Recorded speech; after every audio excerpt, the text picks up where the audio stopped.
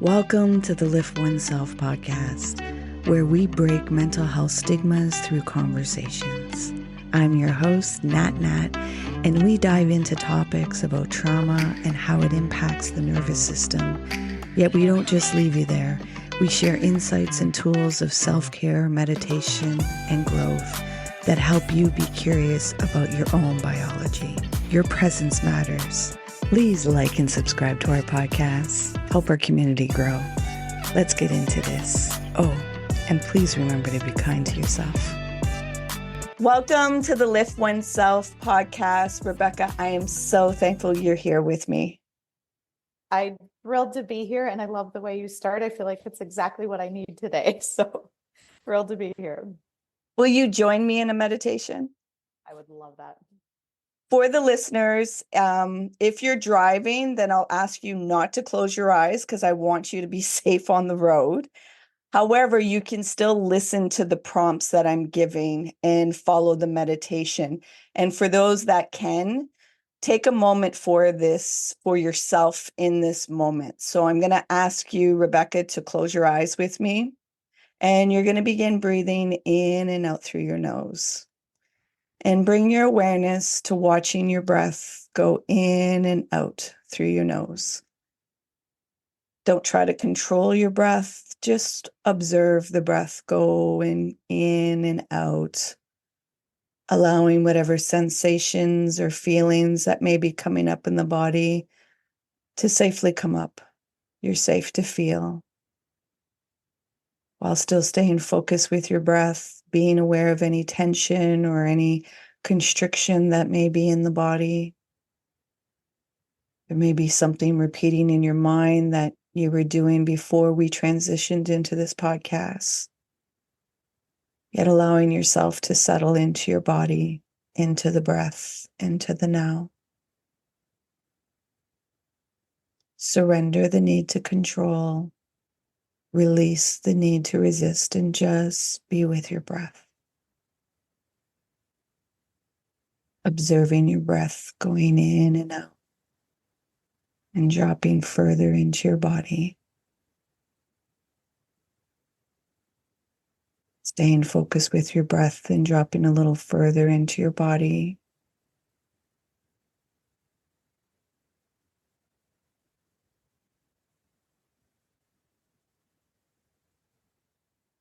Now, while still staying with your breath, at your own time and at your own pace, you're going to slowly open your eyes.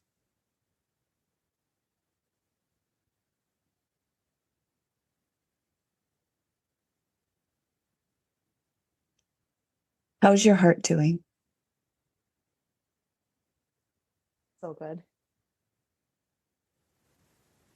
I needed that moment of calm. And I've been intentional by bringing these meditations into the podcast because we talk about self-care, yet to really actually put it into practice so that people can take that minute or two just to check in with their body. You know, we always talk about, wait, take a moment for yourself, yet to really intentionally do it when our mind is racing with so many different activities. I wanted to be more intentional with the podcast of not just talking about it, actually showing it and what it can look like and how it's, you know, so difficult with our transitions to just take a moment and check in with our energy and then go into this next moment, which, you know, like Viktor Frankl says, there's a space between stimulus and response. So create that space for yourself. Yet it takes a discipline to really connect into our breath and check in with what we're going through, because we process so much stuff that we get bombarded through day in and day out in each moment and each interaction. We do. And I'll tell you, as I was sitting there, you asked me a question before we got started of if anything new or different has come up for me since when we first connected to start planning this podcast. And I said no, and now I'm going to change my answer. You know, you're so right with that need for self-care. And I'm a person that advocates on a daily basis of what we can do for brain health and to optimize cognition. And I always work to put into practice the things that I talk about, but yet there's always room for more. All the things that we do, there's always room for growth. And I'm not good enough about making the time for meditation. And, for me, meditation was a resistance in the beginning of being still is hard for me. I want to go, yoga, like I would rather go for a long, hard run. That's, hard than to be quiet and still. And, but for me to learn that quiet and still doesn't mean nothing, and being quiet and still can still be so full, but also relaxing. But the thing that came up for me in that moment was how much we need to teach this to our kids and support this in our kids. I saw a social media video clip the other day from Dr. Becky, who's an amazing child psychologist, and just gives such wonderful parenting advice that really applies to humans. It's not just about what our kids need. And in this particular clip, she was giving an example of a child that was melting down and a parent saying, go to your room until you can pull it together. And she gave the analogy of if your child couldn't swim, you wouldn't say, go to your room until you learn how to swim. And so we're asking our kids to sometimes have skills and behaviors that they're not ready for. And to me, the meditation self-awareness piece for that is a piece that underlies the skill, is that ability to be aware, to know what it is that you need in that moment. So you know how to communicate your needs in an appropriate, constructive way in order to get those needs met. And by being aware and understanding of our own needs, it allows us to also recognize needs in somebody else. I can see that you're frustrated right now. I can see that you're upset right now. I can recognize in somebody else what I know in myself. So if I can't identify it and understand emotions and feelings and stress and the impact that life has on us, if I can't identify that in myself, that's going to get in the way of my human connection and empathy with others. So that was a big thought. And I hope it made sense in a roundabout way. But as I was sitting there, I was just picturing that clip from Dr. Becky yesterday, and everything she was saying was so spot on. And I feel like it's that. And how do we also work to instill that awareness and communication in our kids? Yeah. And more, what I am learning with my spiritual practice of parenting, because I think it's the highest spiritual practice you can learn about yourself, is that we're so inundated with teach your children this, where it's like you have to model it for them. You have to be that. You have to embody it. So it's very good to tell your child, don't be on the electronics. It's not good for you. Meanwhile, you're on it and not wanting to be accountable because in your mind, well, I'm doing adult stuff of responsibility and have to look at this. Yet it's like, well, where's the hypocrisy? Well, is it not unhealthy for you also? So it's really, in recognizing for myself that I can say like, oh, the meditation's great. Yet if I'm not actually showing and displaying it, they won't be curious to really be able to access that. And I think at times we get bombarded that we're not enough as parents and that our children are going to suffer and it's going to be a muck and all this, where it's like, wait a minute, like, let's stop with this not good enough and let's meet people where they are and understand that if you are not taking care of your own biology, you're not able to hold that presence like you just said. If you're not able to identify your own emotions, how are you able to relate to somebody else in their emotions? And, what's been coming up strongly with my clients and the people around me is that anger is so misunderstood and it is shamed and belittled.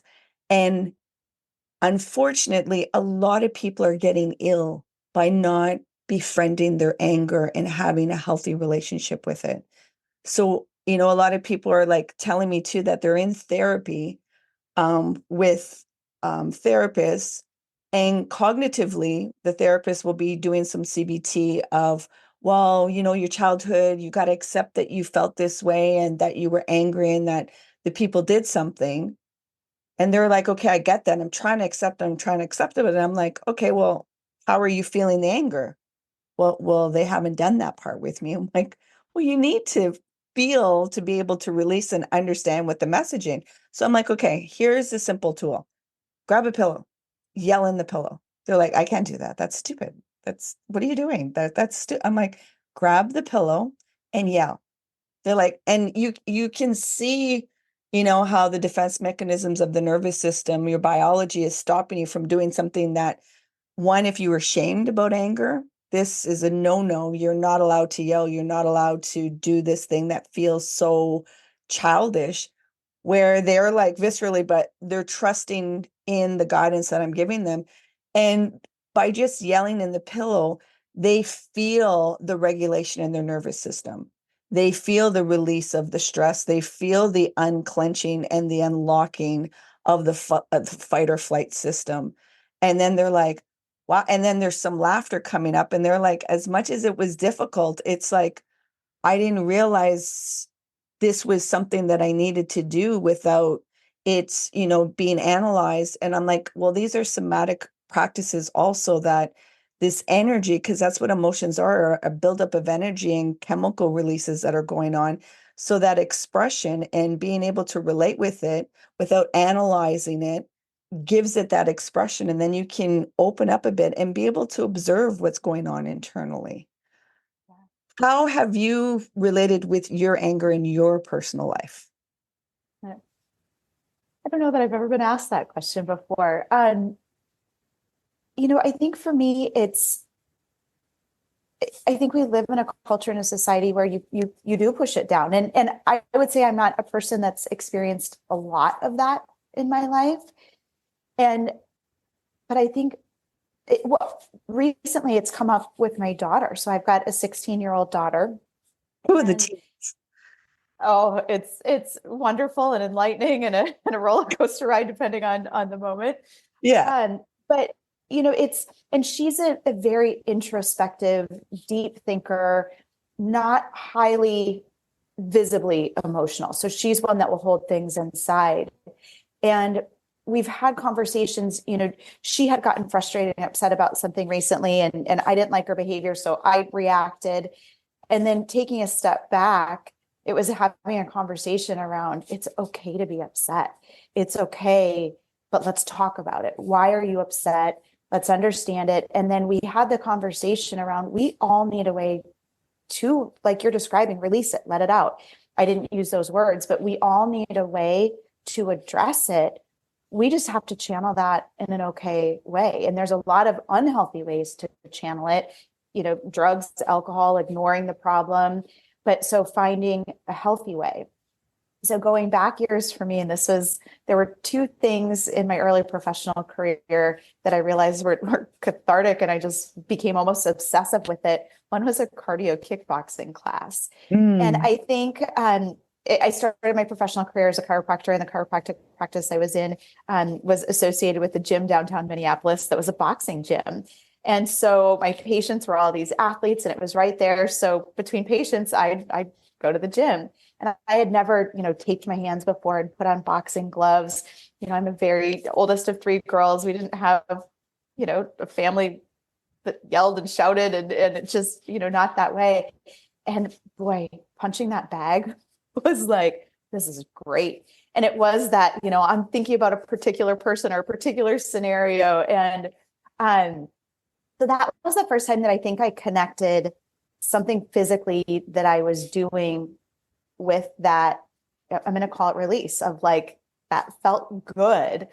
And then life changed. I was no longer at that particular practice.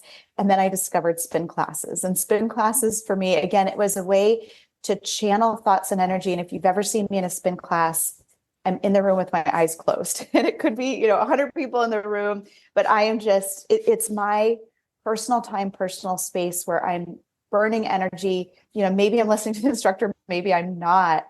But for me, it was realizing a physical outlet helps me with that.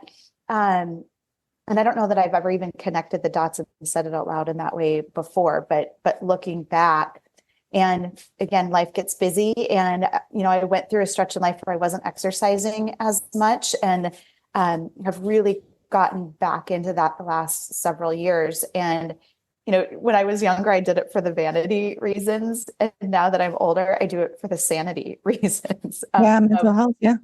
I am a healthier, happier, yeah, when I exercise first thing in the morning. And so it's been interesting having those conversations with my daughter to, it's okay to get mad. It's okay to lose your temper, but let's think of healthy ways to channel that, because life is going to throw you curveballs, and there's going to be that moments, and knowing how to recognize it so you know what you need in the moment so it can guide you to what to do. Yeah. And I think, unfortunately, a lot of women or the females have been scorned that you're not allowed to feel anger. You're given a certain label if you are.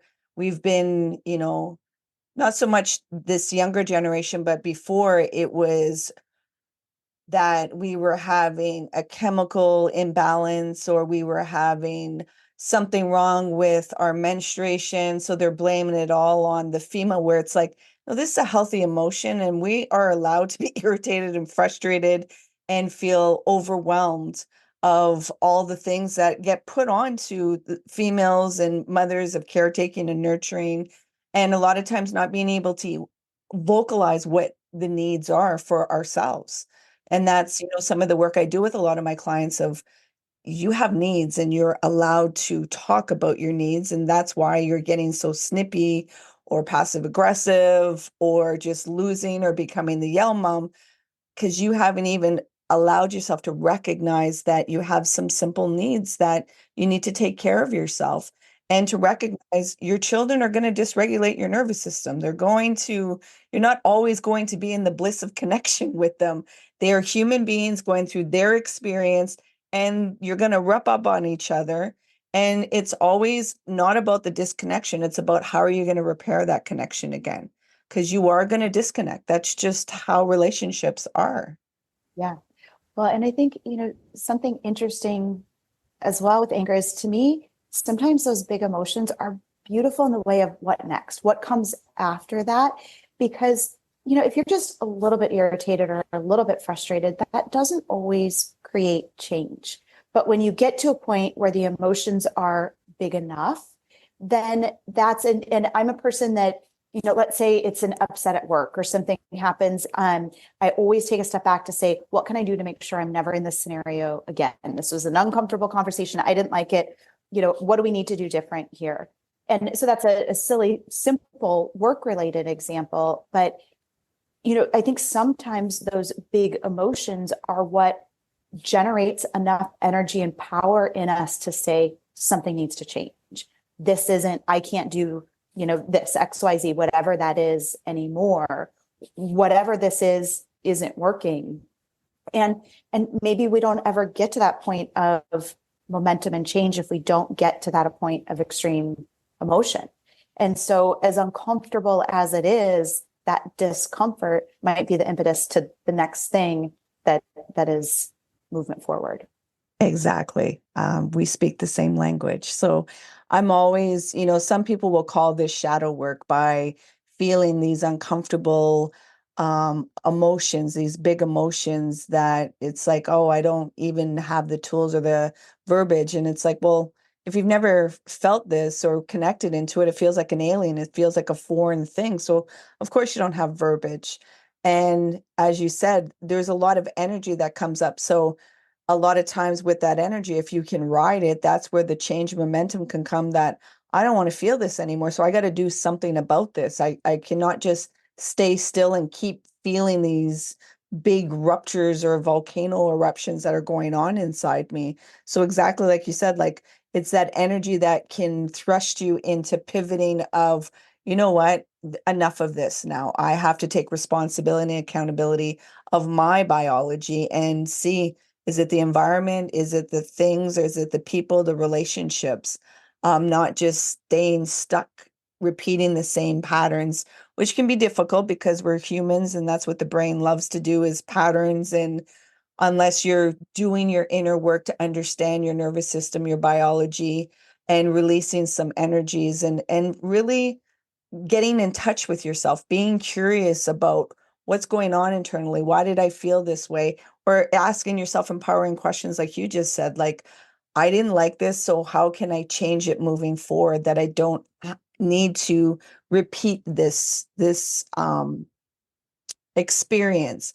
And like I tell people, I'm like, just because you've taken steps does not mean it's not going to revisit you. It's like a spiral staircase that you go up and the view will be different. It will be the same place, yet the view will be different. So you'll interact with it differently. Yet to think that change means, oh, it's all gone away and everything's going to be bliss. It's like you will hit your head on a wall because there is no arrival point like that. Yet the way you interact with it will be totally different. You'll be like, wow, I'm not triggered. I was able to just talk about this and nothing flared up. I didn't have to raise. I was very calm. And it's like, that's what the change is, that you're able to still show up and not be so disorientated with all of these fragmented parts. That's how I visualize it and explain it to people, where it's like, I'm all splintered all over. And it's like, yeah, you want to come back to a wholeness with a W. Yeah. Well, and I think, as you just brought up change, something that I think is so important for people to understand is how hard change is for our brain. Change is physiologically exhausting and uncomfortable for our brain. So I always think about things when it comes to cognition in the brain as resources, and I think of it in terms of dollars. So if you were to wake up every morning and you wake up with $100 of resources for your brain to spend every day, when we're faced with change is going to spend $50 of your resources just by waking up that morning. And what happens is when we have habits and patterns and routines, it takes very little energy for our brain to do that. So give me an example of, something simple and light, but give me an example of a habit or pattern or routine somebody might want to change. Eating. And Okay. how they interact with the eating. Yeah. So think about, we've been eating since we were old enough to toddle over and grab something that wasn't placed in front of us. And even when I think of myself on a Sunday, I run to the grocery store every Sunday to get us set up for the week. I can go through the grocery store on autopilot where I'm not, we eat essentially the same thing every week: breakfast, lunch, dinner, snacks. I know what, my kids and husband want. So I can go through the grocery store on autopilot. I can go through my meals we wake up groggy in the morning, we reach and grab. But now, all of a sudden, if I decide, you know what, I really want to focus on the Mediterranean diet. I want to, and these are all recipes that I'm unfamiliar with, they're ingredients that I'm unfamiliar with. I've now taken something, and we eat so many times throughout every day. We spend a lot of time around food, whether it's getting it, making it, cleaning up after it, thinking about what you're going to eat next. There's a large percentage of our life dedicated to food. And so changing that, we've just taken something that you do on autopilot to now change requires massive resources. I have to think, I have to plan, I have to make decisions. And now maybe I don't like what I'm doing, or I don't know how to follow that recipe. And then when we get distracted or stressed, our brain forgets to pay attention to what we're trying to change, and we're going to go back to autopilot. And so change is it's exhausting to the brain. It's hard, and that's on a good day. So, if it's Sunday night and you're like, okay, this is going to be my week. I'm going to, cook healthy. I'm going to meal prep on Sunday and all the things. And then Monday morning hits and something blows up at work. And one of the kids is melting down because they can't find whatever for school. And life starts to happen around you. And you didn't sleep well the night before. So as soon as we're stressed, we've got fewer resources to spend in the day. Stress burns our resources. And so if I started the day with $100, but now I'm facing change, so that's limited my resources, and I'm stressed, that spent another $20, and I'm tired, that spent another $10, I've got $20 to spend for my whole day to get through work, to get through regulating my emotions with my kids when they come home tired and cranky and irritable after practice. And mom, why didn't you bring my shoes that I forgot to school for me today? We're going to have a harder time than reacting and responding to life. And so when you're trying to change something, it's so important to make a plan ahead of time based on your brain.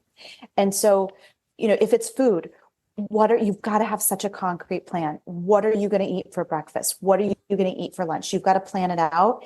And then what is your plan on a day when you're exhausted and stressed? Because that's when we're going to fall back on old routines and patterns. What are you going to do when you're going out for dinner with a friend? If you go into it with the plan of, saying, hey, I want to go someplace where they've got great Caesar salads with chicken, then you can navigate that scenario and stay on your Mediterranean plan or whatever the Yeah. thing is. But you've got to plan for when things are ideal. And then you've got to identify what are the hurdles that are going to crop up that could derail my plan for change. And what am I going to do about it? Because if you wait for the moment, then human nature is, instead of jumping over the hurdle, we're going to curl up in a ball and go back to our old routines and patterns. And then you've got to celebrate the wins along the way. Our brain actually loves setting a goal. And when we set a goal that resonates with us personally, if I can speak, we've got a dopamine release in the brain, which is that feel good neurotransmitter. It's why we get excited about signing up to do a 5K or starting a new, I'm going to do a Mediterranean eating next week. We get excited about it because we can visualize what we want that end goal to be. But that's a really long end goal to have the impact of eating different. And dopamine doesn't stay active and present in our brain for long. So when we set a goal, there's a burst of energy and excitement that dissipates quickly. And so you need to re-engage dopamine to stay on track with your goal. And so if you can celebrate, today was a busy day and I ate breakfast the way I meant to, it fell off the rails after that. But you know what? That was one meal better than what I had done last week. It's finding and celebrating the little wins and having a plan along the way and understanding how hard change is to set yourself up to be successful for however big or small the changes that you're wanting to face or wanting to implement. Thank you for explaining it in such a simple way that people can understand how much energy, decision making, making lifestyle changes, wanting better for yourself, yet not, biology will always, between authenticity and safety, it's always going to choose safety. And so if that old pattern feels safe, it's going to choose that. Then the hard work of making decisions, of changing a whole lifestyle, and how exhausting it is. And so some people are like, I'm so exhausted. It's like, yeah, the brain needed a lot of fuel to do all of this problem solving and not be, like you said, an autopilot, that it really is intentionally thinking and making decisions and analyzing, like, do I really want to do this, or do I want, because you're not seeing results. So it's like getting frustrated and the doubt and all that. So thank you for giving an explanation of the money, yet also allowing people to have grace with themselves. Because I think there's a lot of wonderful marketing that hits emotions that make it seem like you aren't doing it the right way. So that's why you're failing. Rather than what are the 1% shift changes that you're doing in your life to get there? Because it's slow and steady. It's not these rapid, big changes and then everything's going to be good. Because most times when there's big, rapid changes, they're not consistent. They don't last. They fall back. And then you could even be in more of a deficit than what you started with. So thank you for, bringing in that grace and that compassion towards yourself when you're going through these things. But I think, one of the things that I'm not hearing talked about enough is the conversation around dopamine and how it impacts us and how it drives our choices and behaviors. And I feel like the more we know it and understand it, the more we're aware of what we're doing and why. Dopamine feels good. It's that burst of energy, that burst of feel good. And so we're driven in our choices to find dopamine in our lives. And so when we go back to an eating example, if we're trying to eat healthier and we're wanting to reduce inflammation, sugar is one of the main drivers of inflammation. sugar is also a massive dose of dopamine. So it's one of the reasons why it's so hard to change our eating, is because our brain seeks out what makes it feel good. And sugar makes the brain feel good for a very short amount of time, even though ultimately it's doing a lot of damage in a lot of different ways. And so understanding, it's 3 o'clock, I'm stuck on a project at work. So I'm like, I'm going to wander to the kitchen and see what I can find. I'm going to start rummaging through the freezer. I'm going to, what did my kids leave behind? And I'm craving that sugar. But if I understand, my brain right now is craving dopamine. I'm tired. My energy's low. I'm stressed. So what's a different way that I could achieve dopamine without the sugary treat? Could I take a few minutes and do a burst of exercise? It doesn't need to be a 45-minute run. I could do something for just a couple minutes that can spike my heart rate. It's the middle of the day, so this isn't always a possibility, but sex is a great opportunity for dopamine. There's other things other than food, a connection with a friend, laughter, learning something new that inspires you and motivates you and excites you. So you could, go online and find a TED Talk on one of your favorite topics. That could be a 5-minute TED Talk that could excite you and release a bit of dopamine. So your brain's getting that feel good neurotransmitter effect without doing a chocolate chip cookie. Not that there's anything wrong with chocolate chip cookies. It's all about balance in life. But so I think, having more conversations and understandings around what are the dopamine drivers in life and what are healthy ways or different ways to achieve what it is that the brain is seeking out in that moment. Yeah. One thing that I use with my clients too, that's very easy to access and it changes your state of mind, is dancing and listening to music.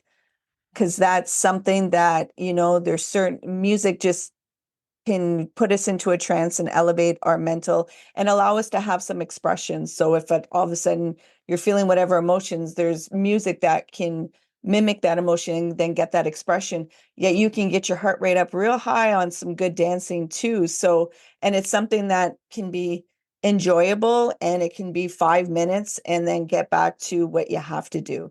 And it's very, it's very accessible. You can dance wherever, unless you are going to be analyzing yourself. And it's like, I can't do this in this place.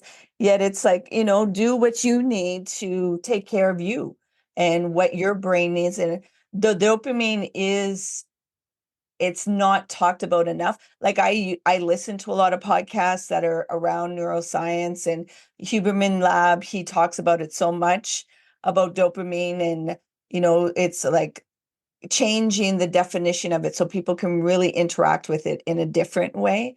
And unfortunately, with social media, it has wreaked a havoc with our dopamine system.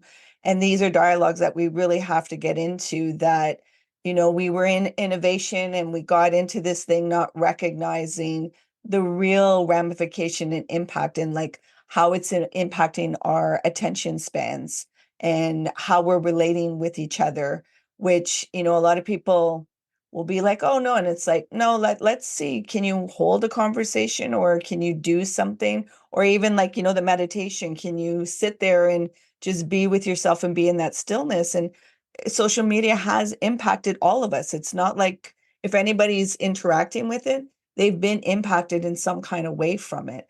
Yet a lot of people will use the tools to, counteract it.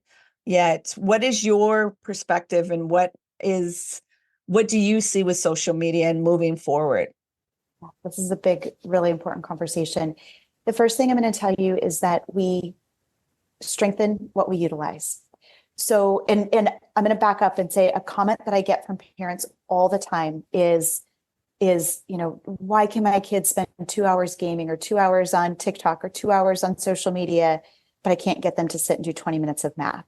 And so then it's easy as a parent to look at that and say, it's because they care. They don't care. It's because they're lazy. It's because they don't like math. It's not, maybe they don't like math, but that's not the reason behind it.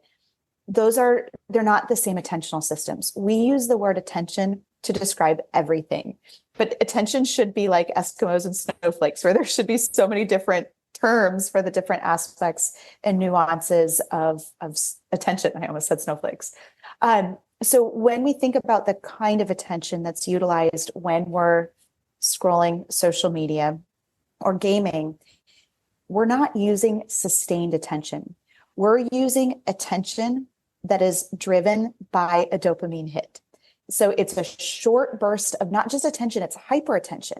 So it's a high focus that then there's a reward that tells my brain, okay, I'm going to really focus again because I want that next release of dopamine.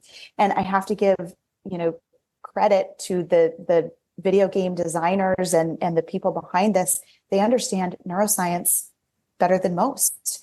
And this was designed to capitalize on capturing and maintaining your attention.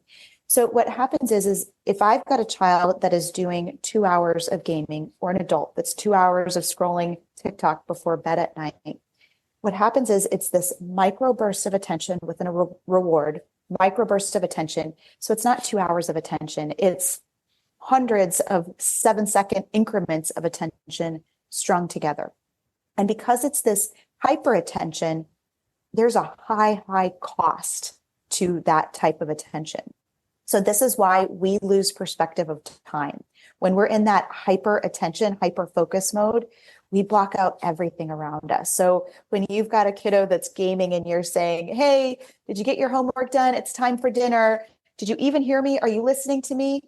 No, because they're blinders on, they are hyper focused. This isn't a choice. This isn't a behavior. This is their brain responding to what they're doing. So they're going to lose sense of time. They're not really processing or paying attention to what's happening around them. And it is absolutely exhausting and fatiguing to the brain to be in that state of hyperattention for a long time. And a tired brain is a negative brain. So that means when we put down the phone, when we turn off the gaming device, you're going to have a hot mess on your hands because you now have an exhausted child or an adult. So now they're going to be negative, whiny, pushback. They're not going to be able to control and regulate themselves as well. So parents feel like, they throw such a fit and they say no and they push back because they don't want to stop. That could be part of it, but they've also lost control of their emotions and regulation and attention because they've exhausted their brain. And so, the flip side to that is what we need for attention to have a conversation, to do our job at work, to sit through a school day. There's not dopamine hits happening throughout a workday or happening throughout a classroom day. So if we're spending a lot of time in our dopamine-driven reward pathways for attention, so we're coming up on summer break for kids, if they're going to spend a lot of time on technology, they're strengthening their attention system that's craving dopamine, that needs that reward. We need the opposite. We have got to be building their sustained, non-reward driven attention systems because that's what we need in life. And to me, it's all about finding balance. I don't want to vilify anything and say, no, that's bad, don't do it. It's finding balance and how do we approach it. And as a parent, I feel like it's my responsibility to set my child up for success based on what I know. And so what I'm going to say is, sure, if you want to spend a half hour doing that, you're going to do homework first, because if you're going to burn your attention resources and be exhausted, we've got to think about the timing of that. We don't want technology an hour before bed because we know that's going to disrupt the quality of sleep. We don't want it before school or before we need good behavior or focus and attention for homework or studying for a test. So we have to be really, really mindful about when we're doing it and how long we're doing it for. And one of the things that I say all the time that would make my kids roll my eyes, but I know they hear me because I've heard them say it before as well, is we use our muscles to turn on our brain. And so if you're spending time on technology, scrolling or gaming, we need to sandwich that with physical activity, because the physical activity is going to re-engage our brain, to re-engage attention, re-engage memory, reset mood and emotions.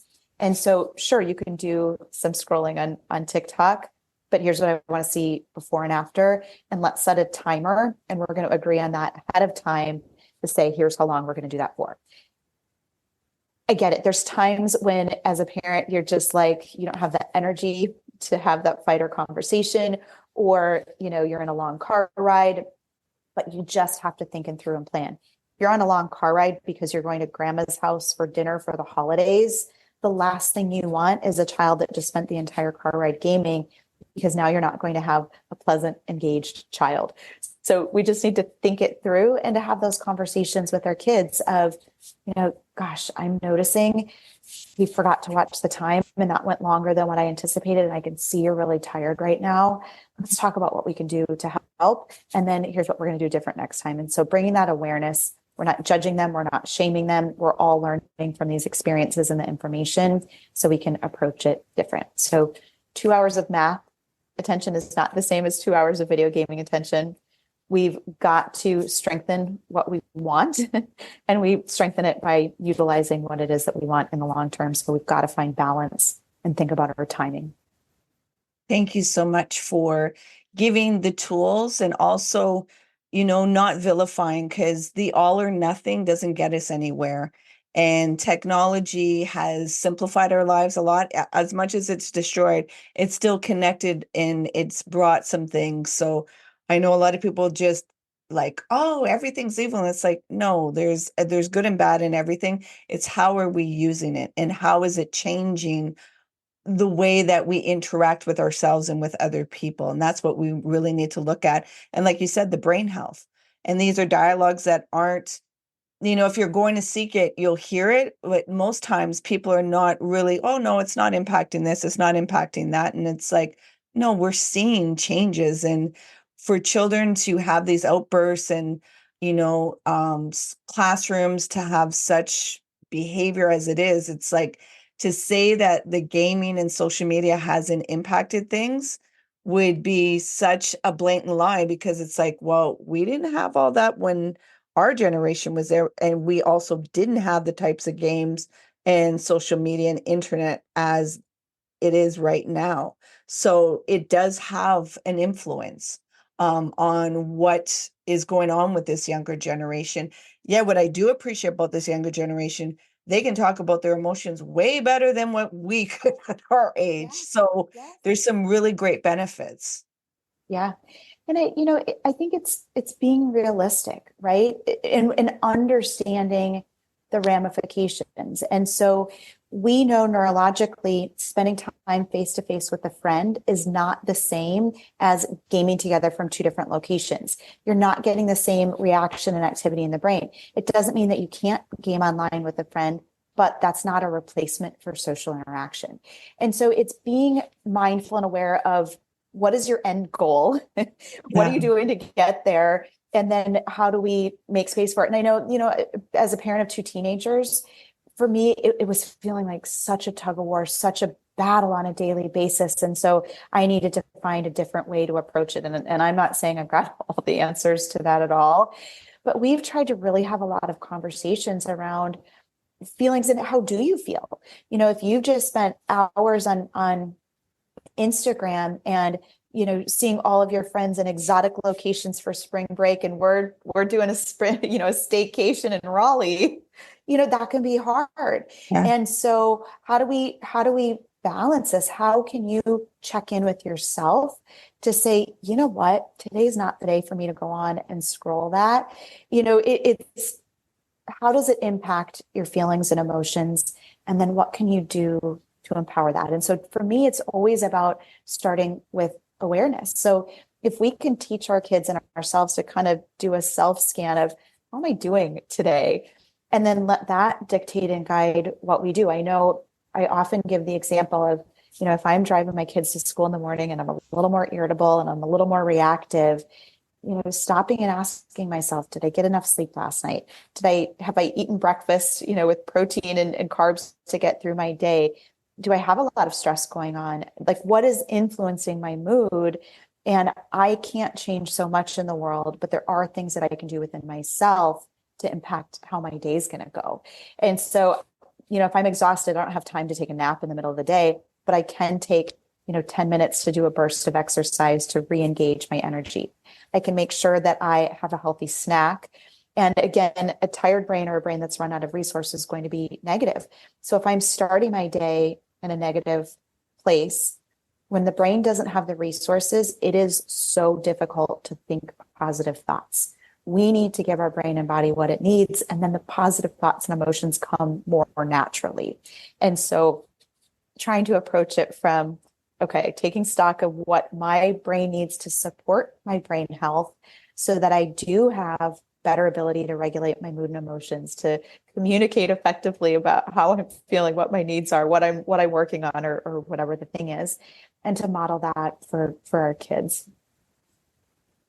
Where can the listeners find you? And I didn't even get to ask, what is it that who you are and what you provide as service at the beginning, because we just jumped right in and this has been a really enriching conversation. So I'll ask you to give the listeners a little bit of a bio of who you are and where they can find you. Sure. So I'm Dr. Rebecca Jackson. I have a book that was published in September by Mayo Clinic Press called Back on Track, a practical guide to help kids of all ages thrive. And the inspiration to write the book really came from the pandemic, of watching changes happening with our kids and understanding what was happening in the world around us that had such an impact on our brain health and well-being for kids and adults. And the book is just all about practical tips and guidance and things that you can do at home to understand what healthy development looks like from birth to age 18 in areas of emotional well-being, learning, attention, anxiety, all the things that we're faced with on a daily basis. So that's personally what I'm really proud and excited about right now. Professionally, I'm the chief program officer for a company called Brain Balance. Brain Balance is an incredible program that works with kids and adults to impact brain health by strengthening networks and pathways in the brain. So our goal is to build stronger, healthier brains, and a brain that's stronger has a better ability to pay attention longer, block out distractions more consistently, regulate our mood and emotions more effectively. So we're a program, we've got locations all across the US. We also have an at-home program, so we work with families and adults from all around the world. So that's me professionally, and really what I'm passionate about is brain health and well-being. What can we do in our lives, both in the short term and in the long term, for both ourselves and our kids to impact our brain health and well-being? So you can find me online on Instagram at Dr. Rebecca Jackson, or on LinkedIn at the same. And you can go to brainbalance.com to find out more about the Brain Balance program. Yes, thank you. And for the listeners, this will all be in the show notes. So in case you weren't able to capture all that, there will be links that you can just click on so that you can get connected with Rebecca. Are you willing to share what the intention was at the beginning of the podcast and the meditation? Yeah, so my intention was to provide inspiration to empower. I want people to know what they can do in their own lives to make a difference. We live in a world where so much feels out of our control. And so to empower people to know what they have within their control, within their own lives, to make a difference for that moment or that day or the next year. But it was wanting to empower people of how they can impact their lives. And then I had the thought of, just the importance of, going through the meditation of, it just reminded me of how much we need to empower our kids with this, is to be able to self-recognize, self-identify, to know what they need to be the best version of themselves. Thank you so much for reaching out to be on the podcast. This has been such a free-flowing and really a great conversation. I'm very thankful that I won't have to do much editing with this conversation. And thank you for all the resources that you've shared with myself and the listeners. So again, I'm sure there'll be many people that will want to reach out and find out more about what you and Brain Healthy, is it? Brain Healthy. Say it again. Brain Balance. Brain Balance. So that they can find out more information about brain balance and, support themselves and support their families and their children. And this, some people sometimes, well, I'm not a parent. Well, we all have to parent ourselves. So as a human being, there's a little inner child inside of us. So sometimes we always have to come back to reparent and rechange things that to be there for ourselves. So this is for everybody to be able to access. So thank you so much, Rebecca, for being here with us. It was a pleasure. And thank you for that moment of meditation. You saw I came in running late, flustered, a million things going on. That was the moment I needed to calm and center and focus. So thank you. It's been a pleasure. Thank you. Please remember to be kind to yourself. Yes, we do. Hey, you made it all the way here. I appreciate you and your time. If you found value in this conversation, please share it out. If there was somebody that popped into your mind, take action and share it out with them. It possibly may not be them that will benefit, it's that they know somebody that will benefit from listening to this conversation. So please take action and share out the podcast. You can find us on social media on Facebook, Instagram, and TikTok under Lift Oneself. And if you want to inquire about the work that I do and the services that I provide to people, come over on my website, come into a discovery call, liftoneself.com. Until next time, please remember to be kind and gentle with yourself. You matter.